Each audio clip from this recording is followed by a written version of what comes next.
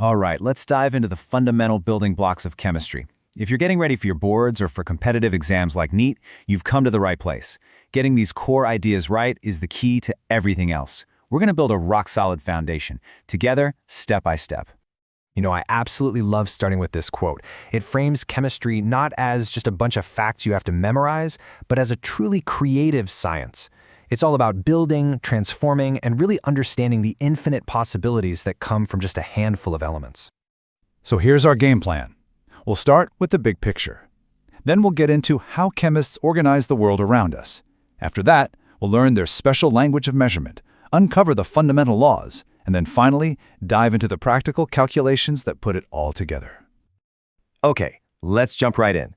First things first, what exactly are we studying when we say we're studying chemistry? Think of it like this. Chemistry is basically the ultimate how-it's-made show for the entire universe. It looks at what everything is made of, what makes it unique, and this is the really exciting part, how all those different materials can interact and transform into brand new things. And why is this so incredibly important? Well, because chemistry is, quite literally, everywhere. It's in life-saving cancer drugs like cisplatin, it's in the fertilizers that help us grow our food, and it's even in the solutions to environmental problems, like finding safer alternatives to CFCs. It really does shape our entire modern world. Now, to study all this stuff, we can't just have it all jumbled together. We need a system. So let's take a look at how chemists classify matter to make sense of it all. The definition is as simple as it gets. If you can weigh it, meaning it has mass, and if it takes up physical space, then it's matter. Simple as that. From the book in front of you to the very air you're breathing, it all counts. This image shows us the three physical states of matter, right down at the particle level. In a solid, see how everything's packed in tight and organized? Then, in a liquid, the particles are still close, but they can slide past each other. And in a gas, they're just zipping around freely with tons of space in between. This arrangement is what gives each state its unique properties. We can also classify matter based on what it's made of. Is it a pure substance, like pure water or a chunk of gold, where every single particle is identical? Or is it a mixture, like the air we breathe, or sugar dissolved in water, where the different parts can be mixed in varying amounts? And if we dig just one level deeper, we find that pure substances come in two forms. You've got elements, which are the ultimate building blocks. Think of them like individual Lego pieces. Then you have compounds, which is what you get when you snap different elements together chemically, always in the same exact ratio, like building H2O from hydrogen and oxygen. Now, chemistry is a quantitative science. That's a fancy way of saying measurement is everything. You just can't understand a reaction if you can't measure the ingredients precisely. To make sure scientists all over the world are on the same page, we use a standard system called SI units. You're going to see these 7 base units all the time. The meter for length, the kilogram for mass, and this one is super important for us, the mole for the amount of a substance. In the lab, these two words get thrown around a lot, but they mean very different things. Precision is about getting the same result over and over again, even if it's the wrong result. Accuracy is about how close your measurement is to the true, correct value.